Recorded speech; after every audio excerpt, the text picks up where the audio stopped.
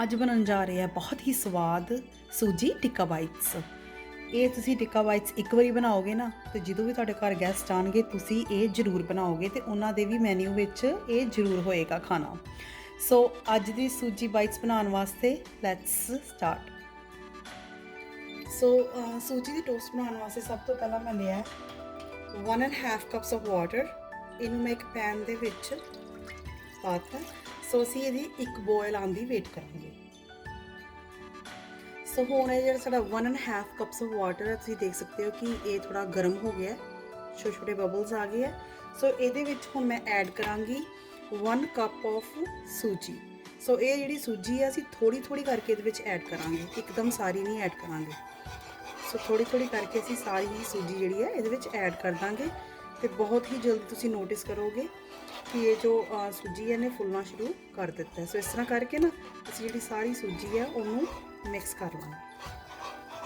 ਸੋ 2 seconds ਦੇ ਵਿੱਚ ਹੀ ਸਾਡੀ ਜਿਹੜੀ ਸੂਜੀ ਆ ਉਹ ਇਦਾਂ ਫੁੱਲ ਗਈ ਹੈ।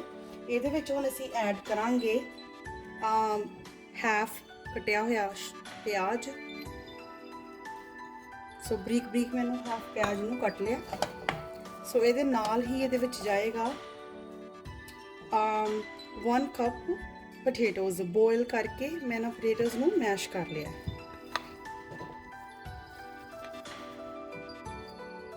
ਨਾਲ ਹੀ ਇਹਦੇ ਵਿੱਚ ਅਸੀਂ ਐਡ ਕਰ ਦਾਂਗੇ half T spoon of salt. Salt ਅਸੀਂ ਜ਼ਿਆਦਾ ਨਹੀਂ ਐਡ ਕਰਨਾ, ਥੋੜਾ ਹੀ ਕਰਨਾ। ਤੇ ਨਾਲ ਹੀ ਅਸੀਂ ਐਡ ਕਰਾਂਗੇ ਥੋੜੇ ਜਿਹੇ ਵਿੱਚ red chilli flakes, like half T spoon of red chilli flakes.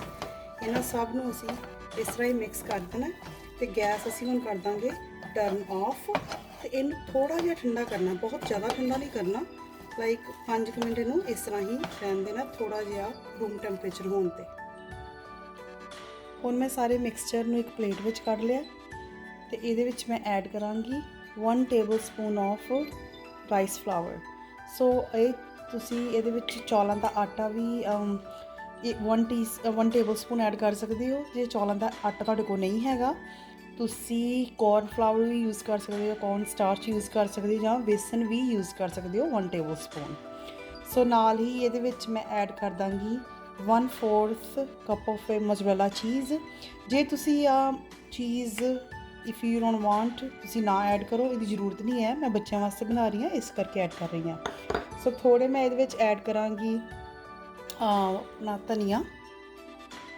ਸੋ ਇਹ ਵੀ ਤੁਹਾਡੇ ਆਪਣੇ ਟੇਸਟ ਦੇ ਅਕੋਰਡਿੰਗ ਹੈ। ਸੋ ਨਾਲ ਹੀ ਇਹਦੇ ਵਿੱਚ ਜਾਏਗਾ 1 ਟੀਸਪੂਨ ਆਫ ਚਾਟ ਮਸਾਲਾ ਤੇ ਥੋੜੀ ਜਿਹੀ ਮੈਂ ਐਡ ਕਰਾਂਗੀ ਇਟਾਲੀਅਨ ਸੀਜ਼ਨਿੰਗ। ਇਹ ਵੀ ਤੁਹਾਡੇ ਟੇਸਟ ਦੇ ਅਕੋਰਡਿੰਗ ਹੈ, ਜੇ ਤੁਹਾਡੇ ਕੋਲ ਹੈਗੀ ਤਾਂ ਠੀਕ ਹੈ, ਅਦਰਵਾਈਜ਼ ਇਟਸ ਫਾਈਨ।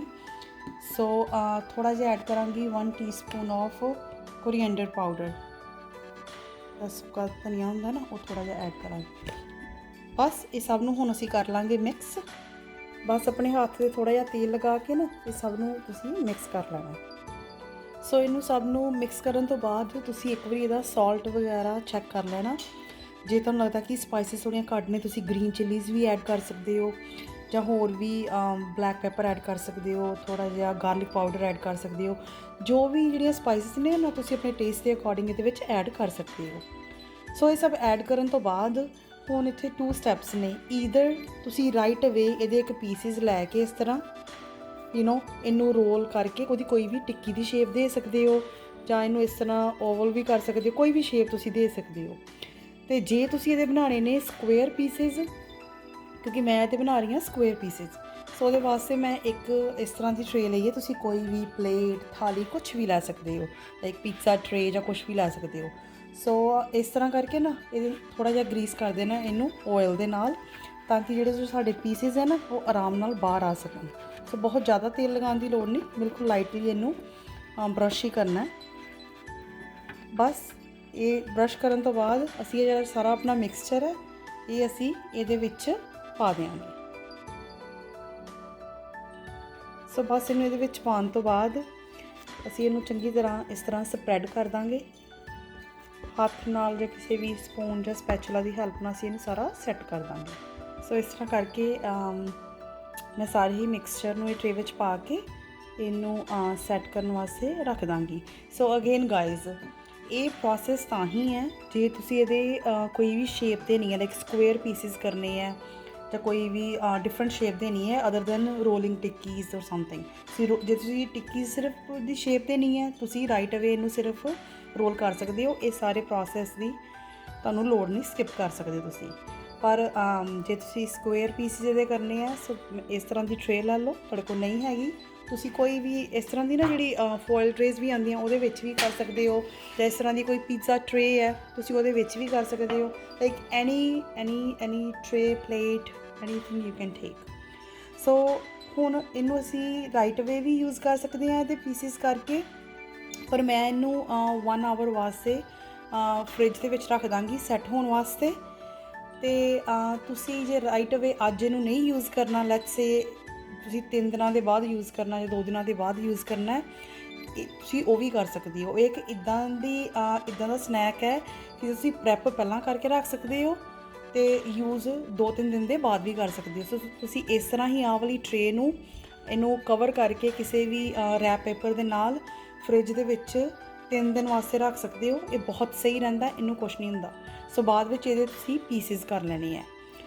ਪਰ ਜੇ ਤੁਸੀਂ ਇਹਨੂੰ ਫਰੀਜ਼ ਕਰਨਾ ਚਾਹੁੰਦੇ ਹੋ ਦੈਨ ਤੁਸੀਂ ਇਹਦੇ ਪੀਸਿਸ ਕਰਕੇ ਫਿਰ ਇਹਨੂੰ ਫਰੀਜ਼ ਵੀ ਕਰ ਸਕਦੇ ਹੋ, ਲਾਈਕ 10 ਡੇਜ਼ ਵਾਸਤੇ ਕਿਸੇ ਵੀ 에ਅਰ ਟਾਈਟ ਕੰਟੇਨਰ ਦੇ ਵਿੱਚ ਪਾ ਕੇ। ਪਹਿਲਾਂ ਇਹਨੂੰ ਸੈੱਟ ਕਰ ਲਿਓ ਘੰਟਾ ਕੁ, 1 ਘੰਟਾ ਫਰਿੱਜ ਦੇ ਵਿੱਚ ਰੱਖ ਕੇ ਫਿਰ ਉਹਦੇ ਪੀਸਿਸ ਕਰਕੇ ਤੁਸੀਂ ਉਹਨੂੰ ਪੀਸਿਸ ਨੂੰ ਕੱਢ ਲੈਣਾ ਕਿਸੇ ਵੀ ਕੰਟੇਨਰ ਦੇ ਵਿੱਚ ਅਤੇ ਉਹਨੂੰ ਤੁਸੀਂ 10 ਡੇਜ਼ ਤੱਕ ਫਰੀਜ਼ ਵੀ ਕਰ ਸਕਦੇ ਹੋ। ਬਸ ਇੱਥੇ ਹੁਣ ਮੈਂ ਪਲਾਸਟਿਕ ਰੈਪ ਲਗਾ ਤਾ ਅਤੇ ਇਹਨੂੰ ਮੈਂ ਰੱਖ ਦਾਂਗੀ ਫਰਿੱਜ ਵਿੱਚ 1 ਆਵਰ ਵਾਸਤੇ, ਫਿਰ ਇਹਨੂੰ ਕੱਢ ਕੇ ਇਹਦੇ ਕਰਾਂਗੇ ਪੀਸਿਸ। ਬਸ ਹੁਣ ਇਸ ਨੂੰ ਫਰਿੱਜ ਦੇ ਵਿੱਚ ਰੱਖੇ ਹੋਏ 1 ਘੰਟਾ ਹੋ ਗਿਆ। ਸੋ ਹੁਣ ਮੈਂ ਇਹਦੇ ਕਰ ਲੈਣੇ ਆ ਪੀਸਿਸ। ਬਸ ਇਸ ਤਰ੍ਹਾਂ ਕਰਕੇ ਮੈਂ ਸਾਰੀ ਹੀ ਮਿਕਸਚਰ 'ਤੇ ਕਰ ਲਏ ਹੁਣ ਪੀਸਿਸ। ਬਸ ਅਸੀਂ ਇਹਨਾਂ ਨੂੰ ਪੀਸਿਸ ਨੂੰ ਬਾਹਰ ਕੱਢ ਕੇ ਇਹਨਾਂ ਨੂੰ ਅਸੀਂ ਸ਼ੈਲੋ ਫਰਾਈ ਕਰ ਲੈਣਾ। ਬਸ ਇੱਕ ਇੱਕ ਕਰਕੇ ਅਸੀਂ ਇਹਨਾਂ ਨੂੰ ਸਾਰਿਆਂ ਨੂੰ ਪਲੇਟ ਦੇ ਵਿੱਚ ਕੱਢ ਲਾਂਗੇ।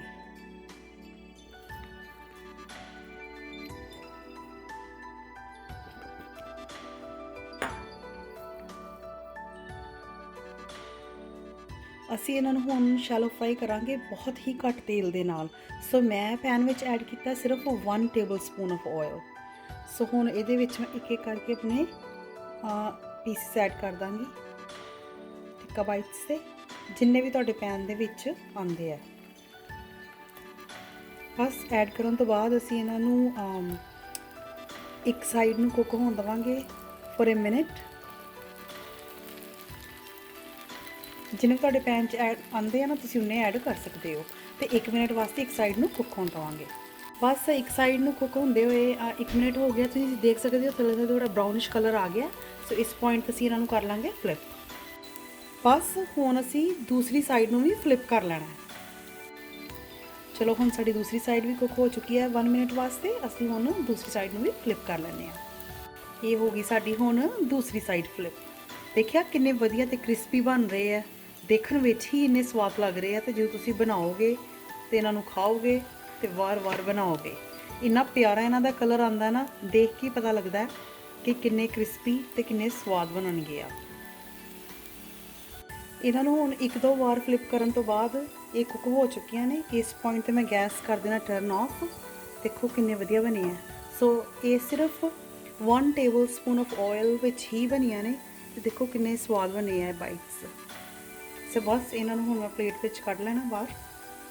ਇਹ ਸਾਡੇ ਟਿੱਕਾ ਬਾਈਟਸ ਬਹੁਤ ਹੀ ਸਵਾਦ ਬਣੇ ਨੇ ਅਤੇ ਬਹੁਤ ਹੀ ਕ੍ਰਿਸਪੀ ਬਣੇ। ਮੈਂ ਤੁਹਾਨੂੰ ਇਹਦੀ ਕਲੋਜ਼ਰ ਲੁੱਕ ਦਿਖਾਉਂਦੀ ਹਾਂ। ਸੋ ਪਲੀਜ਼ ਇਹ ਰੈਸਿਪੀ ਨੂੰ ਜ਼ਰੂਰ ਟਰਾਈ ਕਰੋ ਐਂਡ ਆਪਣੀ ਫੈਮਿਲੀ ਨੂੰ ਬਣਾ ਕੇ ਖਵਾਓ। ਐਂਡ ਪਲੀਜ਼ ਵੀਡੀਓ ਨੂੰ ਲਾਈਕ ਕਰਨਾ ਨਾ ਭੁੱਲਿਓ ਅਤੇ ਚੈਨਲ ਨੂੰ ਸ਼ੇਅਰ ਕਰਨਾ ਆਪਣੇ ਫਰੈਂਡਸ ਦੇ ਨਾਲ ਨਾ ਭੁੱਲਿਓ। ਐਂਡ ਪਲੀਜ਼ ਡੂ ਸਬਸਕ੍ਰਾਈਬ ਜੇ ਤੁਸੀਂ ਹਜੇ ਤੱਕ ਨਹੀਂ ਕੀਤਾ। ਸੀ ਯੂ ਗਾਇਜ਼ ਸੂਨ।